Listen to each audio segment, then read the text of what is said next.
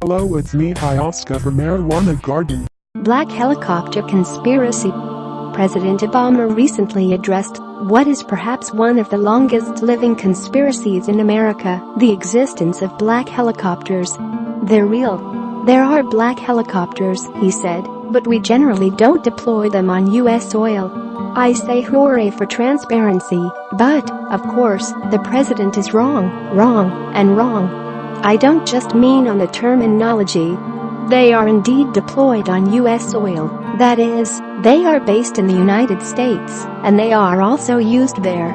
Obama was probably referring to the Black Army helicopters of the Joint Special Operations Command, JSOC, headquartered at Fort Campbell, Kentucky, but there are actually black helicopters belonging to at least 3 departments and at a dozen potential locations inside the United States. More on this below.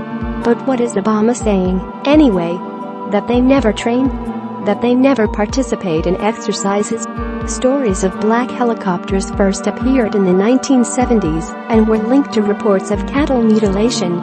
It is possible that the idea originated in Hal Lindsey's book The Late Great Planet Earth, published in 1970 and popular among conspiracy theorists. Lindsey theorized that the locust-like creatures referenced in the Book of Revelation in the New Testament were actually helicopters, which John had never seen, and thus did not know how to describe. Black helicopters is a term which became popular in the United States militia movement and associated political groups in the 1990s as a symbol and warning sign of an alleged conspiratorial military takeover of the United States, though it has also been associated with men in black in similar conspiracies. Rumors circulated that, for instance, the United Nations patrolled the U.S. with unmarked black helicopters, or that federal agents used black helicopters to enforce wildlife laws. Metonymic use of the phrase black helicopters sometimes occurs in reference to conspiracy theories in general.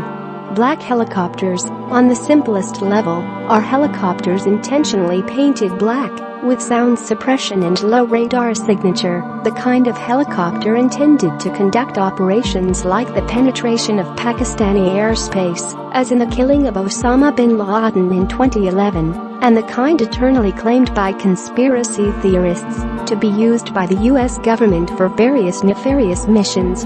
Media attention to black helicopters increased in February 1995, when first-term Republican Northern Idaho Representative Helen Chenoweth charged that armed federal agents were landing black helicopters on Idaho ranchers' property to enforce the Endangered Species Act.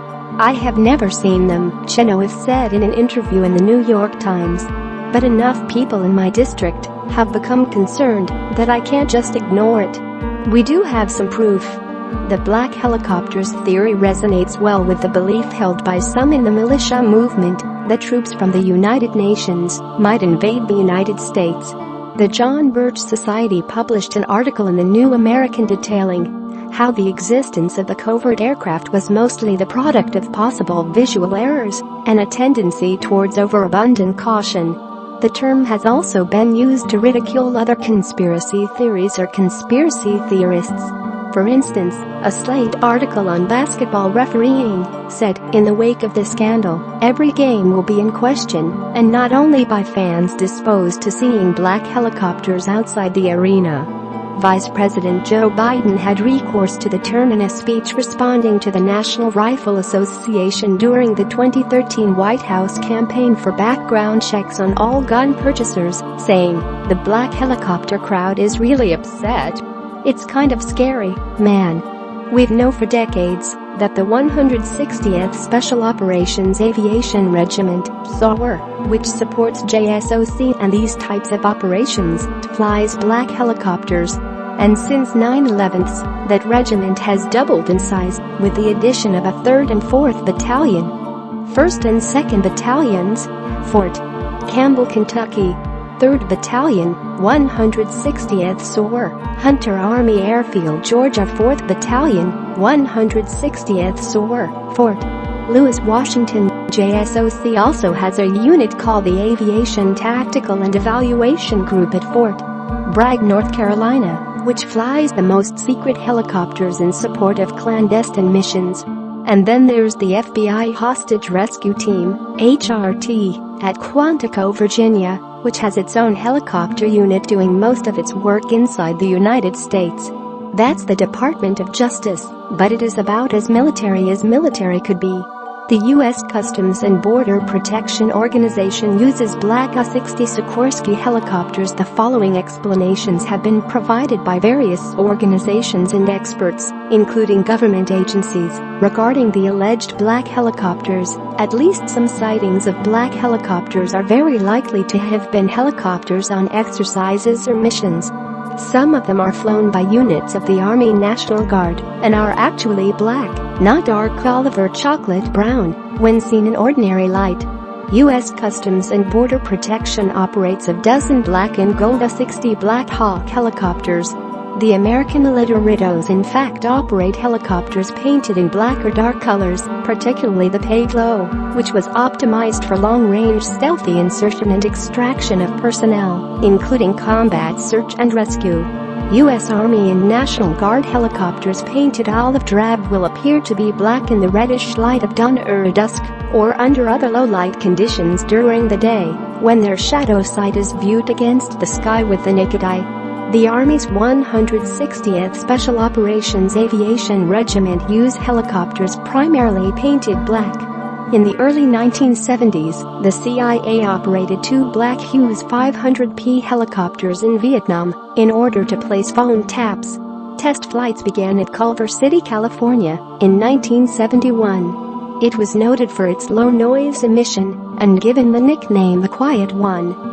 After the mission assigned to it had been completed, one helicopter was returned to California and had most of the special features stripped out by mechanics. It was transferred to the ownership of the Pacific Corporation of Washington, D.C. The second helicopter currently flies for the Snohomish County Sheriff's Office in Washington State. The U.S. Army regularly conducts both exercises and operational missions in American airspace. Some of these exercises have taken place in densely populated cities, including Los Angeles, New York, Detroit, San Francisco, New Orleans, Oakland, Chicago, and Washington, D.C. Most operational missions are tasked in narcotics interdiction in the American Southwest and out of Florida and Puerto Rico.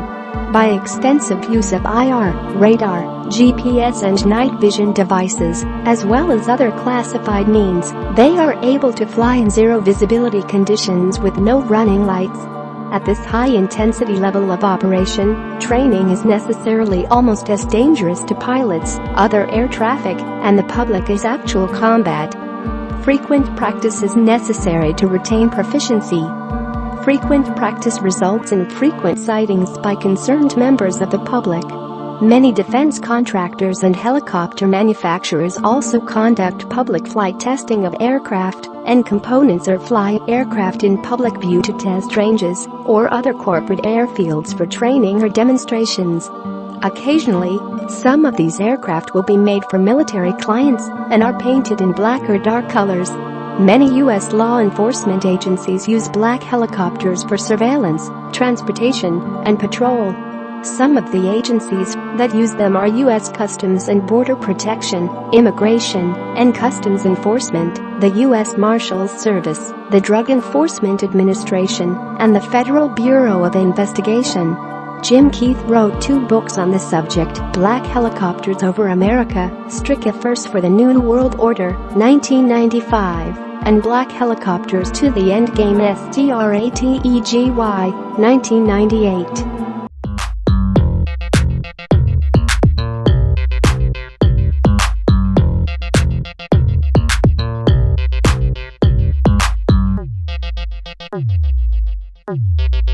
Thank you.